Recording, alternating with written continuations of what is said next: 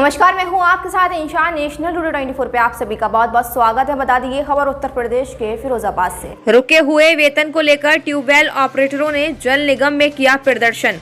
फिरोजाबाद जल निगम में सभी ट्यूबवेल ऑपरेटर ने एकत्रित होकर अपना विरोध प्रदर्शन किया है। उनका कहना है कि पिछले 2 माह से उनका वेतन नहीं दिया गया, जिसको लेकर के जल निगम में उन्होंने विरोध प्रदर्शन किया। साथ ही उनका कहना है कि अब नगर निगम द्वारा उनको नई शर्तों का एक लेटर थमा दिया गया है, वहीं नई शर्तों के साथ कार्य करना होगा। ट्यूबवेल ऑपरेटर का कहना है कि नई शर्तों में साफ लिखा है, जब चाहे तब नगर निगम उनको बिना किसी अग्रिम नोटिस के ट्यूबवेल ऑपरेटर की सेवाएं समाप्त कर सकता है।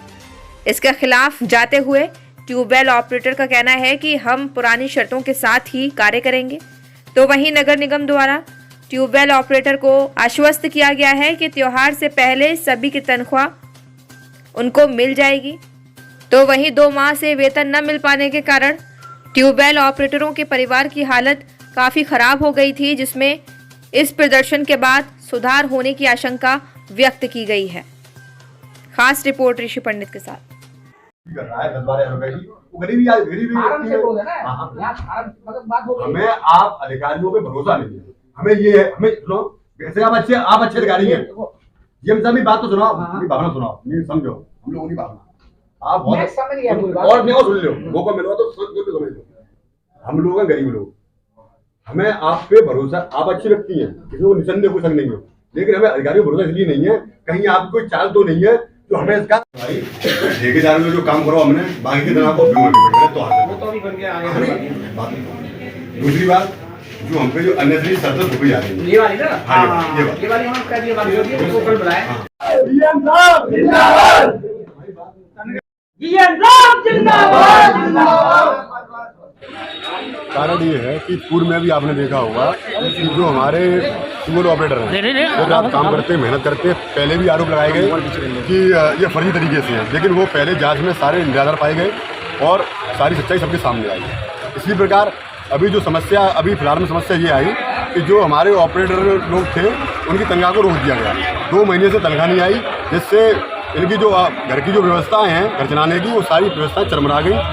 बच्चों की फीस वगैरह, घर में राशन पानी वगैरह सारी दिक्कतें उत्पन्न हो गई। इस सबको देखते हुए हम लोगों ने आज नगरायुक्त महोदय और जीएम साहब से अपनी बात रखी कि हमें जल्द से जल्द त्योहार से पहले हमारी 2 महीने की तनख्वाह हमें मिल जाए।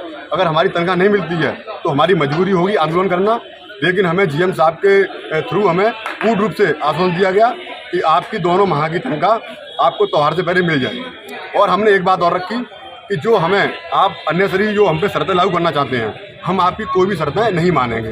लेकिन जीएम साहब द्वारा हमें बताया गया कि ये शर्तें सिर्फ एक फॉर्मेलिटी है, कोई ऐसी शर्त नहीं है। हमने कहा कि आप बेशक बहुत अच्छे अधिकारी हैं, लेकिन हम लोग बहुत छोटे लोग हैं, जो बेचारी जो हमारी तनख्वाह बहुत कम है, जिससे हम ना घर का भरण पोषण कर रहे हैं। हमें डर है कहीं आपके इस लेटर में हमारे लिए कोई चाल तो नहीं है, इस वजह से हमसे ये फॉर्म ना भरवाया जाए।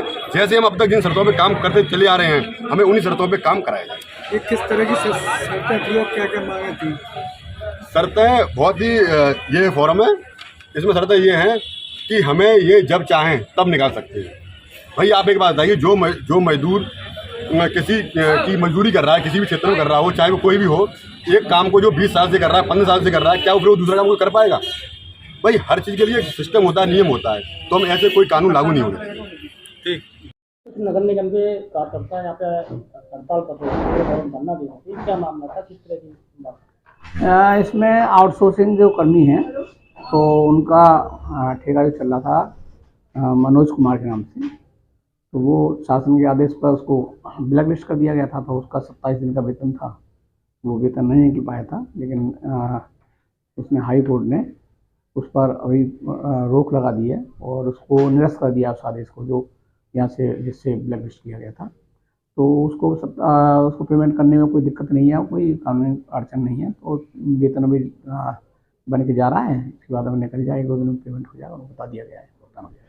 ये आपके आश्वासन को मानते हुए आज आपके यहाँ पे जय-जयकार कर रहे थे, क्या नहीं बता दिया है। एक इस बीच में सीएलसी को दिया गया था कि वो निविदा तुरंत नहीं हो सकती थी, तो सीएलसी जो होती है शहरी आजीविका केंद्र, उसके माध्यम से इनसे काम लिया गया है।